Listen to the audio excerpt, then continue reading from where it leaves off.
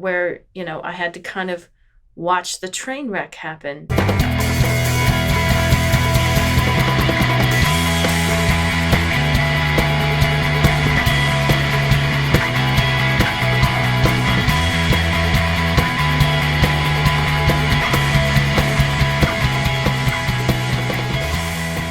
Hey everybody, thanks for joining us again here on the Red Dragon Sessions. With me as always is Bob. Hello. How you doing today, Bob? Very well, thank you. Really? Mm-hmm. Cool.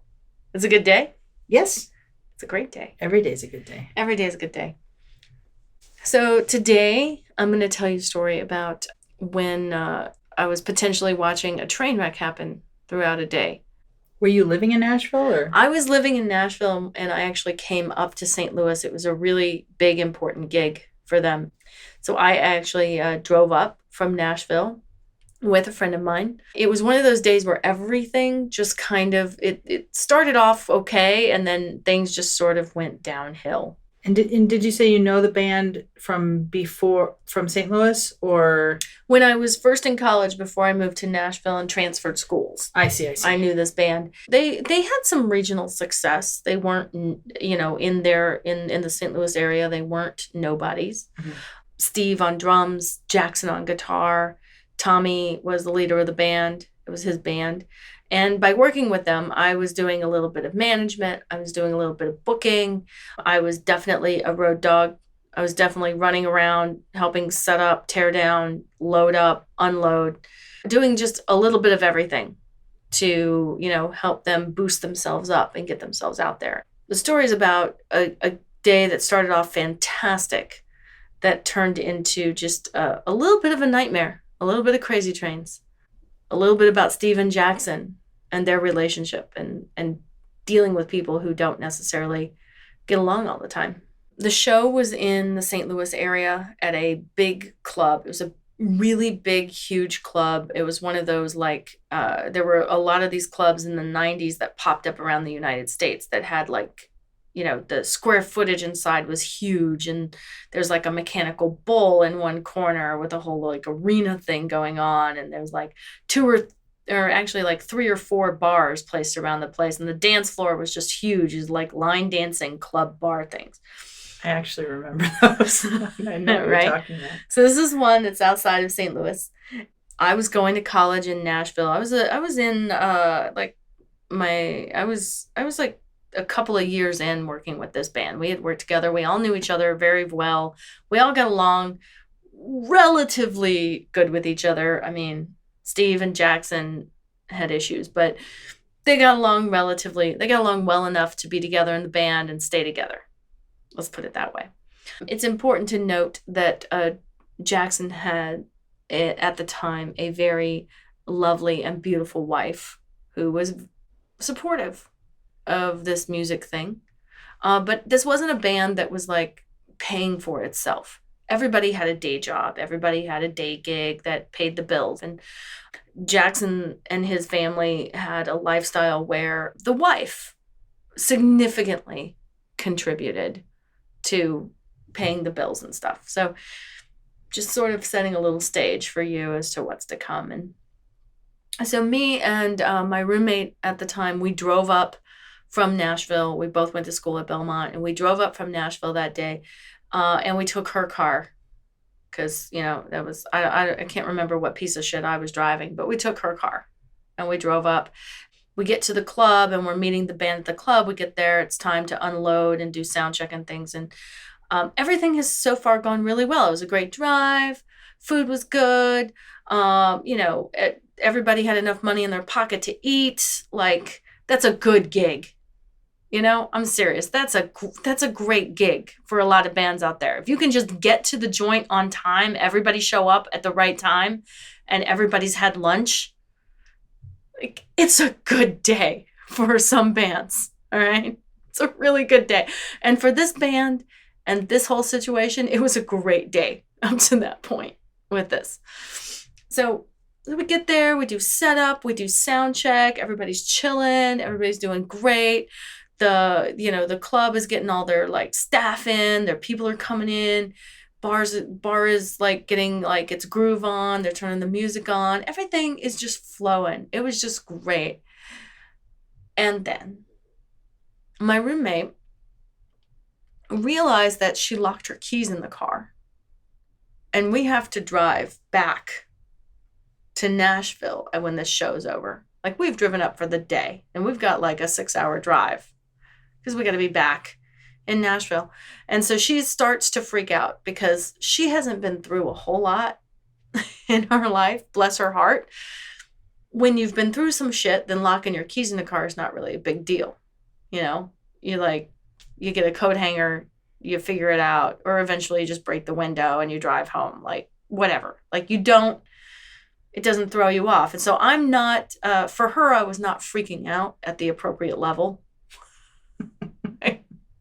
Because I have other shit to worry about. This show goes well. Maybe we could become like a house band here. Maybe we could play regularly here, or we could be an opening act for like a big artist could come through and we could be an opening gig for this. Like, this is way more important to me than her keys locked in the car. Because in my mind, we're just going to get a coat hanger. Somebody's going to have one of those little hook things, like something's going to happen. The car's going to get unlocked. It's going to be fine. Actually, in my mind, I was like, well, Steve, the drummer, he's like an ingenious superhero to me sometimes. So I was like, Steve will probably just look at the car and it'll just unlock. Like, in my mind, that's the kind of thing that was going to happen that afternoon, whatever. So at the end of the day, she's freaking out a whole lot. She's like spending a whole lot of time freaking out. Now, this wasn't her gig. She had just sort of come along. So I let her freak out. I let her just be herself, and I let her freak out, and I let her do whatever she wants to do. And like, cause she wasn't supposed to be responsible for helping set up or tear down or sound check or anything. She was like along for the ride, and she drove. I mean, I gave her gas money, but she agreed to drive. It's a 6-hour drive. So I'm like, do your thing, honey. I'm not going to yell at you. I'm not going to tell you to calm down. I just hope you grow a little bit from this and have a little more backbone someday. Because it's like, you just let your keys in your car. It's not that big a deal. I'm a little hyper-focusing on this part of the story. It's not that big of a deal either. At the end of the day, I called AAA, and they get the keys out of the car, and it's all fine. Lesson learned. But that was the first of several things that started to go just a little bit wonky. The next thing that went a little wonky is when we were in this situation with this band. I like to get paid, and I like to get paid in cash. And I like, a bit like Aretha Franklin, would really prefer to get paid pre-gig. And that's kind of like not really a thing. And but I was being very insistent and persistent with the manager. And normally the manager of this club like knew me well enough to know that, like, yeah, this is her. And he might not always pay me up front or whatever, but he put up with me in that way, or he appreciated my hustle and my desire to get the money up front, or first of all, he always gave me cash, which I always appreciated, because you can't rip a check into pieces and hand it to band members. But whether or not I got it up front might have been a question. But I knew it was coming from him, and he knew he was going to get a lot of shit from me until I got it. We had respect for each other. This was a different manager on this particular night who just decided he didn't want anything to do with me. So the second thing to go a little sideways is this new manager. And so I am being very naggy, and I'm just like trying to stay in this guy's face. And every time I see him mingling around, I'm like, yo, hey, money, cash, hey, come on. Because I don't know. I really don't know. I don't trust this guy. I've never trusted a promoter on that level. Some club owners I have trusted because they've earned that trust. But, if I run into a new person in that position, I'm just not going to trust you on the first night. I'm just not. Because I've been burned. We've been screwed. So don't judge. Don't judge my judging of you the first time that my band plays at your club. That's all I'm saying. You will earn my respect and then it'll be all cake after that. So this is the second thing that goes a little sideways because now I'm not getting this good rapport with this guy and everything. But the band does a good sound check and everybody's chill and everybody's cool. Everybody's happy. There's no opening act for us and there's no headliner. It's us. So that's even better. And it's like a Saturday night. So it's going to be packed. So this is fantastical. This is really good. We've got a lot of potential for a really great night of music. And for the record, we had a really great night of music. We really did. It was a great show. The show itself on stage did nothing but be perfect that night. Off stage is where all the awesomeness was.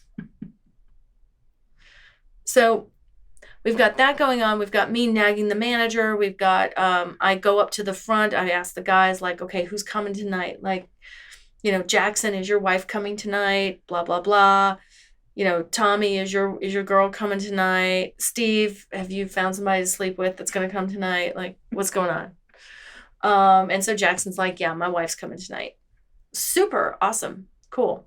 And Tommy's like, yeah, my girl's coming tonight too. Great. Steve's like, as usual, Steve's like, nothing. I'm like, fantastic. Because Steve is hot. Super hot. So I always liked it when Steve didn't have a woman around. I didn't really see myself as like being like trying to be Steve's girl or anything like that, but I did have a little bit of a crush on him when he wasn't looking. The superhero who might unlock the door with his eyes. Right, exactly. Yeah. Yeah, there's no crush there at all. Yeah, whatever. But, you know, Steve could pull some voodoo out of his ass in a pinch. Like, he's like MacGyver. Like, things happened. Anyway. But this story really focuses on Jackson and Jackson's issues. Oh. Yeah. Mm-hmm. So, the guys get up and it's almost showtime. We got a few minutes before showtime. So I go back to the management office. I'm going to make one more salvo to try to get some cash before showtime. I fail. But while I'm up there, I see Jackson's wife has just come in the door. And I'm like, hey, how are you doing? Come on in. Now, Jackson's wife always sort of had her spot. She didn't want to be right up on the stage. She wasn't really hovery or anything. So she liked to be in the back, but towards the back of the room on stage left. The stage left side of the room. That's the side that Jackson played on. That was her thing. That's where she liked to be. That's where she hung out. That's where she'd get a table, that kind of thing. And she had a few friends with her, so they all went over the back of the audience, stage left, and I'm like, cool, this is great. Tommy's wife shows up. She's like just basically hovering around me all night because I don't know why. Like, she was a hoverer. She hung out with me. Tommy's girlfriend or his girlfriend at the time. Mm-hmm. Did I say that wrong? You said his wife. Oh. Future wife? Future wife, yeah. Tommy's girlfriend, his future wife, she showed up as well with a few friends. She was a little more of a hoverer. She liked to hang out with me and stuff like that. We had a lot of alike personality traits, you know, and she's cool. She's super cool. She's still kind of cool. And so I'm thinking, you know, the band is ready to hit that first guitar strum. They're ready to hit those drums. They're ready to go, ready to start playing. And the lady from the front, one of the waitresses, comes up to get me. And we're just about ready to they're walking on stage. They're picking up their instruments. She comes against me and she says, hey, there's a young woman here at the front door. And she says she's supposed to be on the band's list. And I'm like, okay. And I'm thinking, Steve, you whore. You forgot to give me a name. That's immediately my first thought. So I run up front. They start to play. Everything sounds good. Nothing's going wrong up there.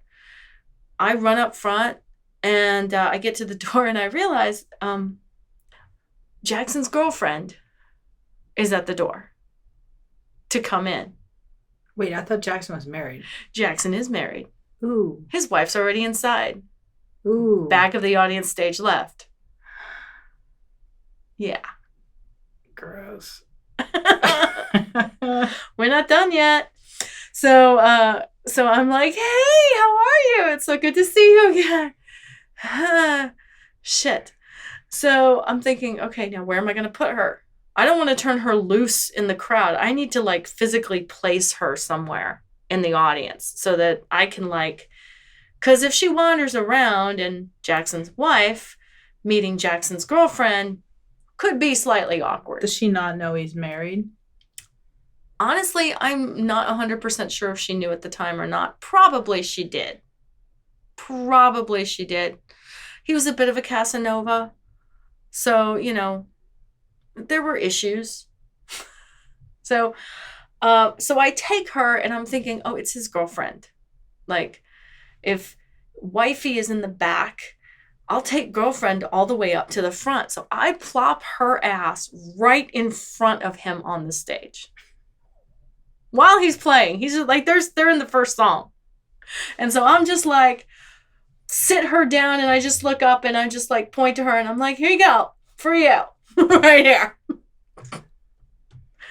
And Jackson's playing and he looks down and he's like, you know, he gets like big eyes, deer in headlights for just a second. And I'm like behind this woman where she can't see me, like pointing at her and then pointing to the back of the room, like, you know, doing a little hand gesture thing, trying to be nonchalant, failing, but trying to be nonchalant. And I think, okay, well, here's the thing that's gone wrong during the show. I was wrong. So they're playing, everything's going good. I like, you know, I do my thing. I got to work the room because, you know, the mixer engineer guys got the mix going. The guys are playing on stage. There's very little that I need to do. Jackson's only got a couple of guitars, so I don't need to have something pre-tuned or anything. He's all set to go. They can change out on stage. The most I got to do is if Steve might break too many drumsticks or something and like run out of drumsticks or something like that. But I got a minute, so I decided to do a sweep of the room. So I go check on Jackson's wife. She's all cool in the back. She's like cool. She's happy. She knows that her husband is a bit of a heartthrob looking dude. Not to me. I was like, I do not know what these women are seeing in this guy, but whatever. And so she's like, she's used to like women sitting down front in front of him and stuff like this. So she didn't really think anything of this woman getting put down there. She didn't really see me put her down there. So she's cool. And I'm thinking everything's good. So I go around to the back where I can be handy and available should things happen or go wrong or whatever's going on. And so then another person comes to get me, to tell me that there is a third woman at the front door saying that she is on the band's list to get in. I'm like, again, I think to myself, Steve, you whore. You forgot to tell me a name. I get to the front and this woman is out there and I have never seen this woman before anything. And I get out there and I'm like, hi, I'm the band's manager. You're supposed to be on the list. And she goes, yeah, this guy Jackson that I met at this bar last night, he said to come to his show today here. And I'm like, oh, this is not happiness to see me out here. So I'm like, okay, what to do. So I don't want the club to think there's anything wrong. I don't want to have to, like, I want this to be a really smooth, like, experience. I want everything to just be sunshine, roses, and unicorn farts. Like, I just want, like, because I want this to lead to a regular gig here for them, because they need the money, they need the support, they need the community behind them, and that's what this could lead to. So I'm like, okay, come on in. And so I take her in, and now I'm standing in the like front part of this or side part of this bar near the door, thinking, where the hell am I going to put this one? Like, I can't get her anywhere near Jackson's wife. I don't know, like, do I put her up in the front? I can't put her next to Jackson's girlfriend. And so she then begins to like wander up to the front of the stage to like where, she's going to sit down front. So I steer her to sit more towards Tommy's side of the stage so that like she's sort of away from girlfriend number one, because now we have Jackson's wife and we have Jackson's girlfriend number one and we have Jackson's girlfriend number two here in the bar, in the club. Yeah. It's fantastic. So now I'm starting to get a little sweaty. So I was just like, I'm going to go backstage again, because if something goes sideways, I can be away. I can be away from the situation. And the less connection there is to the band, if something, if there's a cat fight or something going on, then the more it's not our fault, and, it could just be a thing and the women will get kicked out and it'll be fine, right? So I go backstage and I'm like in my little hidey hole spot behind the amps, and I'm keeping an eye on the wife and the two women in front. And slowly but surely, girlfriend number two starts to like slide her way towards Jackson's side of the stage, just, shimmying, dancing her way over there. And I'm just like, oh, fuck, oh, fuck, oh, fuck, oh, fuck. And I'm just thinking, oh, God, it's going to happen. It's going to happen. It's going to go crazy. Things are going to happen. Bad things are going to happen. Because, every movie I've seen up to that point is like, you're his girlfriend? No, I'm his girlfriend. Like, I decide to hide behind Steve. Steve is the kind of friend to Jackson who, there was a time, maybe 6 months to a year prior to this show, where I had seen how deeply and truly great friends that Steve and Jackson are. We had played a gig and Jackson was outside and he was having a very heated discussion with two gentlemen about something unimportant. And this heated discussion was about to turn into the kind of fight where Jackson was not going to walk away. Might not be dead, but he's going to be at least limping. There's going to be a fight. And everybody can see there's going to be a fight. And Steve, in his infinite wisdom and love for Jackson as a brother in music, just runs right up and punches Jackson in the face as hard as he can and knocks him out cold. Immediately, the two guys who are about to just beat the shit out of Jackson are just like, whoa, man, whoa, hey, like, dude, okay, we're out of here. And they left. And I was like, what the fuck, Steve? You're just not, we got to put him in, like, we're going to have to carry this now. Like, what the hell have you done? And he was like, it was either me hit him or he was going to get seriously hurt. At least now we know he's got a bloody nose and he's unconscious. That's the worst that's going to happen to him tonight. These guys could have had a knife. One of them might have had a gun. We were going to have to spend the night at the hospital if this fight happened. So that's who Steve was. He loved his brother so much, punched him in the face. His version of logic. His version of logic. It actually, honestly, when you're on the road and it's the middle of the night and you're trying to like get home, it actually was kind of logical. Oh, yeah. Like, absolutely. The lesser of the potential evils. Yeah. 100%. Steve read the room and he knew that like there was no way he could just like walk over and talk these guys down or whatever. There was going to be a fight. It was going to happen right now. And the only way to stop it from happening was to punch Jackson's lights out. And it worked. I can't say that's the best for every situation. But it worked. But you said that they then weren't friends? Well, there was tension. There was always tension between them. Okay, but there was always tension between them. Okay. But if it's a choice, Jackson was a Casanova fuck up, but he was our Casanova fuck up. That's sure. That's we're gonna call him a Casanova fucked up twat waffle wank puffin all day long. But nobody else better call him a fucked up Casanova twat waffle wank puffin. You know? He's ours. He's our wank puffin. So I know that if shit goes down out there, I'm going to be safe behind the drums. Mm-hmm. I'm going to hide behind Steve. Because at the very least, if something goes down, Jackson's going to be pissed off at me. Illogically, probably, but... So I go and I can't be seen. There's no way to not be seen, really. Not very well to not be seen. I mean, I am wearing all black and, but I am blonde, got the ponytail. So to be as least seen as possible, I crawl across the back of the stage to behind the drums. And then I lay down. I just laid down in a flat position behind the throne, behind the drum stool.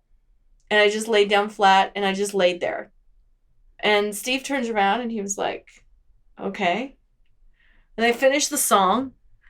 And between songs, he turns around and he goes, what the hell are you doing? And I'm like, Jackson's wife is here and so are both his girlfriends. And Steve goes, well, if I could, I'd probably lay in there right there next to you. And he goes around and they finish playing drums. And then we're about halfway through the show now and things are going really good. And so Steve decides that this whole situation is just ridiculous. So he's going to make it more ridiculous. And he starts doing the thing that Steve does when he's pissed off at Jackson. And that is to randomly throw drumsticks at Jackson from behind the drums. They finish a song and pew, a drumstick will go at the back of Jackson's head. And can I just say that Steve has phenomenal aim? Of course he does. Like the number of times that I have watched Jackson get hit in the head with a drumstick is way too many to count. And it was great. And so that's the thing that would happen. Steve especially loved it if he could break a drumstick and then throw it. I was always concerned. I'm like, what if you Buffy the Vampire Slayer him, like, on stage? And he was like, well, we'll get a new guitar player. Actually, he would say, well, we'll get a good guitar player. Because most of the time, Steve would get mad at Jackson because of the, like, womanizing kind of things. Mm-hmm. Because it was just like, this is like extra nonsense that we don't need. Mm-hmm. Like, don't be married. Or don't have, like, it was just always extra nonsense that was around that was just, like, in the way. Make better choices. Right. At least have some respect for the rest of your band members who might have to put up with, like, some girls getting into a cat fight at a show or some shit. Like, we're grown men. They were all in their mid-30s. Like, they were like, we're not, like, 19-year-olds first time playing at a club. But now you're in college. I was in college, yeah. They were older than me. You're like easily 10 or 15 years younger than them. Yeah, they were older than me. Mm-hmm. Yeah, most of the musicians and things I worked with were all older than me significantly. Now, Tommy, who it was Tommy's band, Tommy was more like, I was like 22, 23. Tommy was probably 25, 26. So Tommy and I were roughly the same age. But these guys... they had been playing in bands around St. Louis for a long time, since they were teenagers. And they were a little older. So, but yeah, so that's like watching, you think something's going to go horribly wrong. Your expectation really can be far worse than what actually happens. You can actually like freak yourself out and then everything be okay. Yeah. And so throwing drumsticks at Jackson's head. Oh, I think that was the most prudent course of action that Steve could have. Sure. But I enjoyed the hell out of that. Did he recognize that was tonight it was because of the extra girls in the audience? Oh, you want to know like what the resolution was to this? Well, I'm going to tell the truth. I decided to do the thing that I do best, which is to focus on the work and work the problem that I wanted to work, basically. Mm-hmm. The higher priority problem. I went out before the band finished. I got our cash. Thank you, new manager. My roommate had successfully utilized my AAA card and gotten the keys out of her car. Thank you, AAA. And the whole girlfriend-wife situation, I'm not sure how that got resolved, because I chose then, after getting the money, to put everybody's cash in their envelopes, hand it off to them, help with loadout, get everything loaded up and everything. And I chose to load out Jackson's guitars for him and let him deal with the woman situation. I didn't need to be in that hot mess. Now, and Jackson trusted me with his guitars to like load everything out. So I, got everything packed up, got everything loaded in his truck for him. So he was ready to go. Now, I have to tell you that we were all kind of standing around outside the back of the club, hanging out, waiting. I still had Jackson's envelope of cash for him.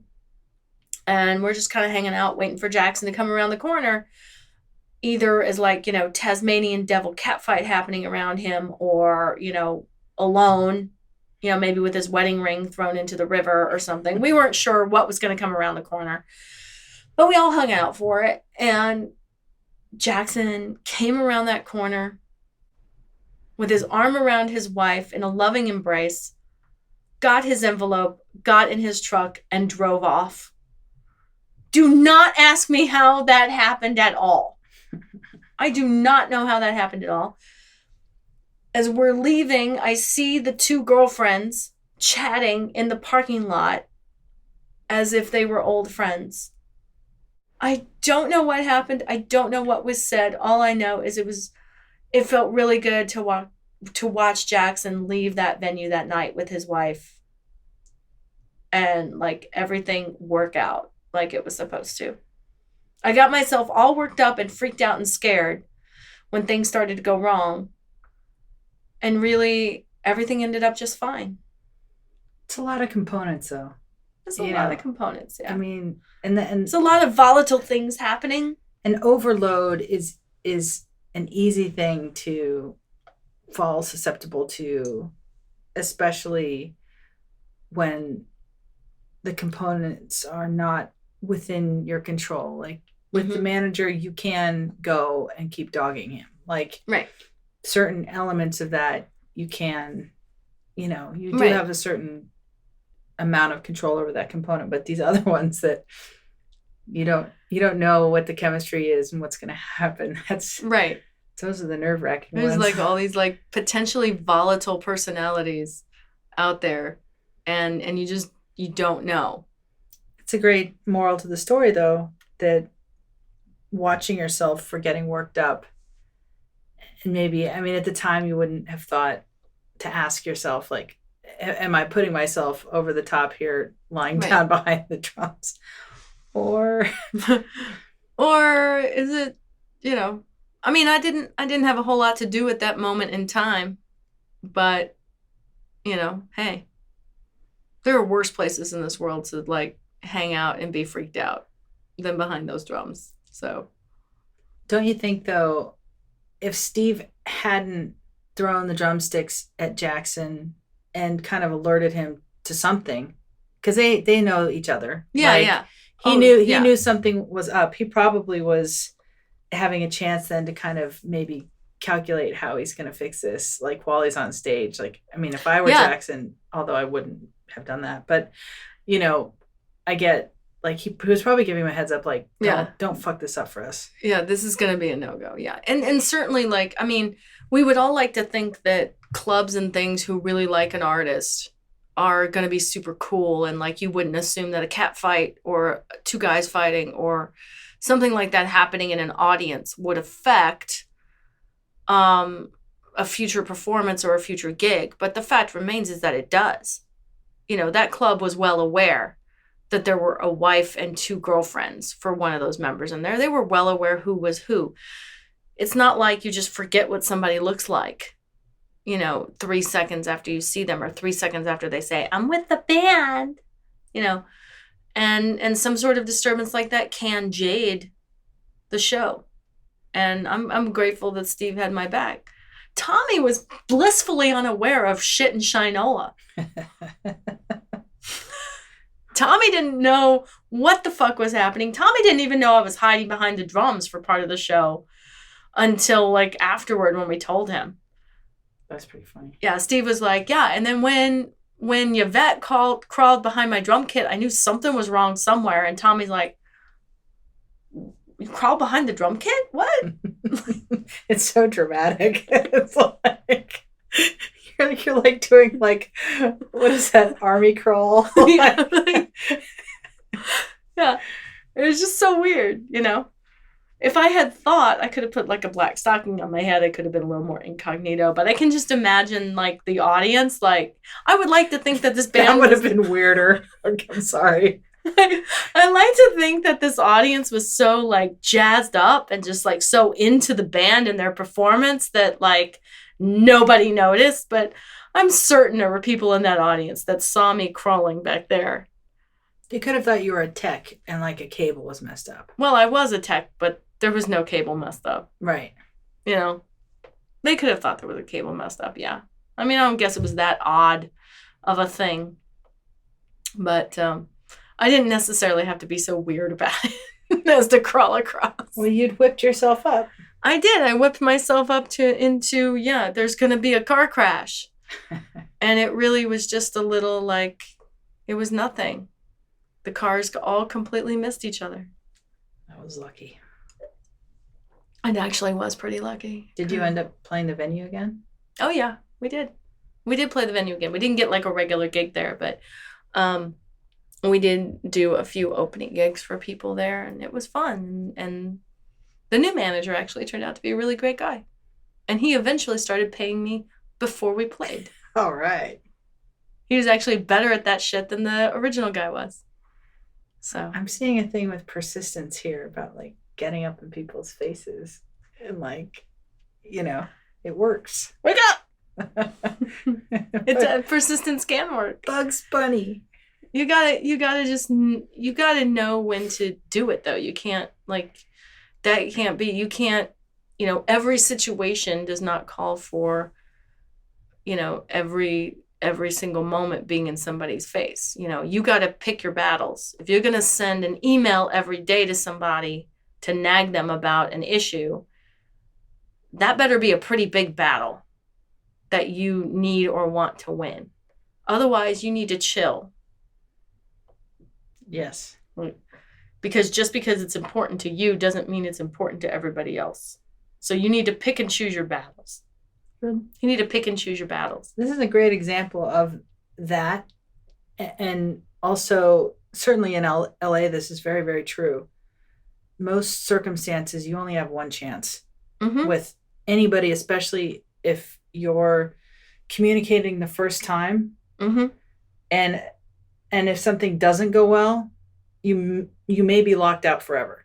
Right. And having, even though it feels like kind of a, you know, drummed up like, or a inflated sense of nerves about a circumstance, it's actually quite representative of actually how LA works as far as like connections and fucking up. And there's a certain etiquette in communicating with people and, you know, being careful about a lot of the things that you were nervous about in that show. Like, yeah, these are all very, very real things here in our business.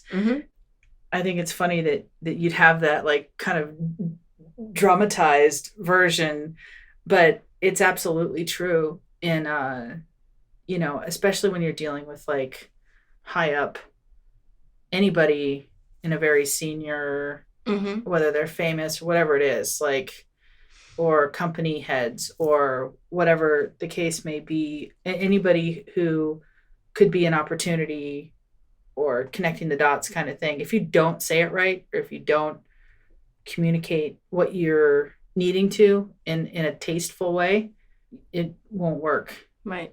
There's two main things that you have to remember. Number one is that you only get one shot. You get one shot to make a first impression. It's going to be a lasting impression. Yeah, a second impression can kind of like, if you're having, like people get it. People are people, they get it. Like they might forgive you a first impression, like if you walk in the room and you trip on something, like they might forgive you. They might go with your second impression in that, but you don't get a whole lot of those second ones either. Mm-mm.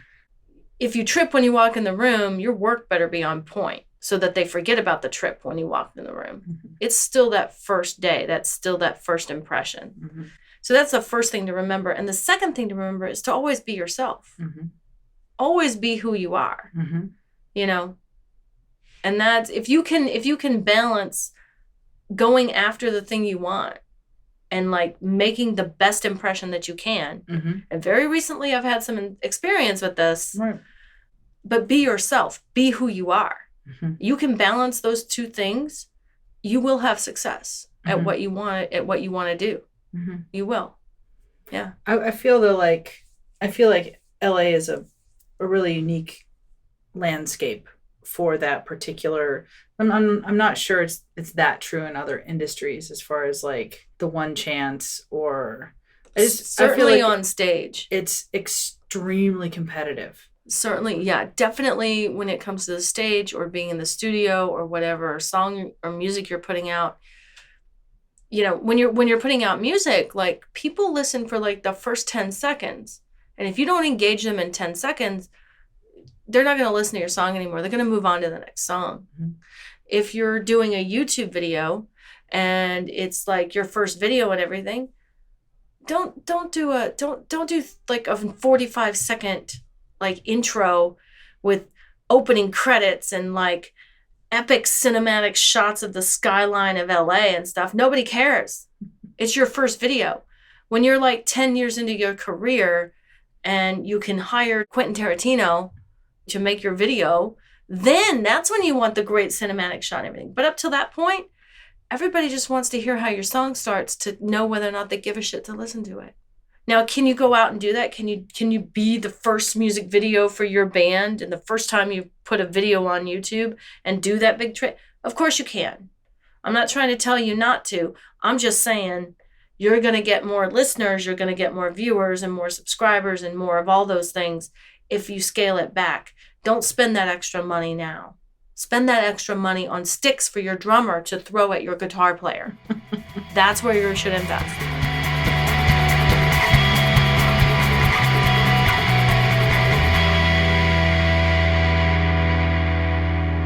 You've been listening to the Red Dragon Sessions.